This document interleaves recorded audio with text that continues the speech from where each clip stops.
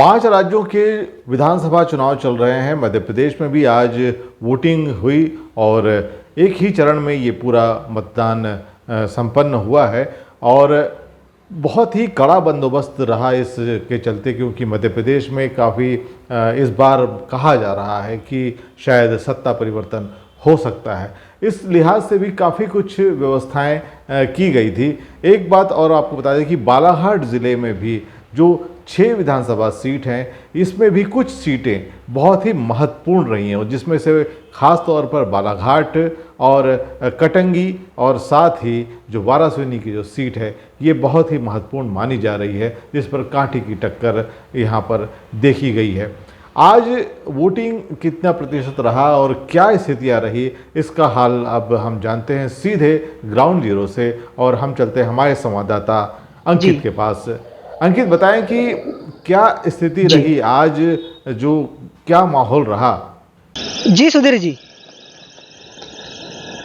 Sir, आज का जो स्थिति थी काफ़ी अच्छी स्थिति रही है और शांतिपूर्वक तरीके से मतदान यहाँ पर संपन्न हुआ।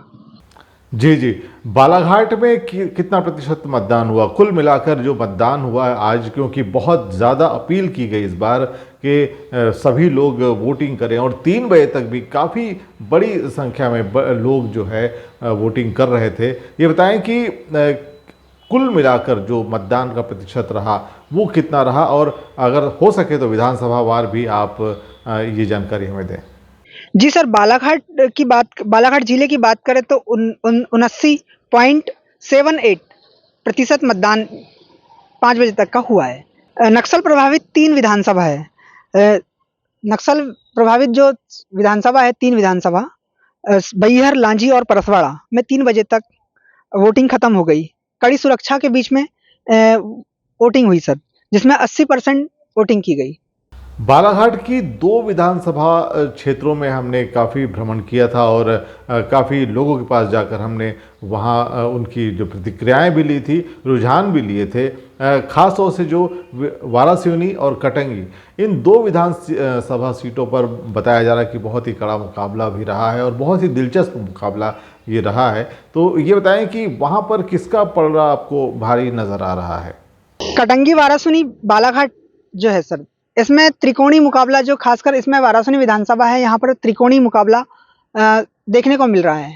जी, कटंगी की भी बात करें तो सर, कटंगी में भी त्रिकोणीय मुकाबला भी यहाँ का मतदाता कहने को असमंजस में है, क्योंकि यहाँ पर भी त्रिकोणीय मुकाबला है। कहीं यहाँ पर भी बसपा जो है सर, गोंडवाना और बसपा का जो गठबंधन हुआ है, उसको देखते हुए अगर देखा जाए तो काफ़ी पठार जो क्षेत्र है यहाँ का, मैकेपार क्षेत्र जो पठार है, वहाँ पर आदिवासियों की जनसंख्या काफ़ी मात्रा में होने से ये भी चुनाव त्रिकोणीय है। और बालाघाट की बात करें तो बालाघाट में कांग्रेस और भाजपा में ही टक्कर समझ में आ रही है। एग्जिट पोल के अनुसार सर, बालाघाट में कांग्रेस का पल्ला भारी समझ में आ रहा है, क्योंकि यहाँ पर कांग्रेस की लांजी विधानसभा, बैहर विधानसभा और बालाघाट विधानसभा और वारासिवनी विधानसभा, ये यहाँ की स्थिति साफ है कि कांग्रेस और परसवाड़ा में भी सर त्रिकोणीय मुकाबला समझ में आ रहा है। इसीलिए अगर देखा जाए तो कम से कम जिले में 3 सीटें जो है वो कांग्रेस के खाते में जाती समझ में आ रही है।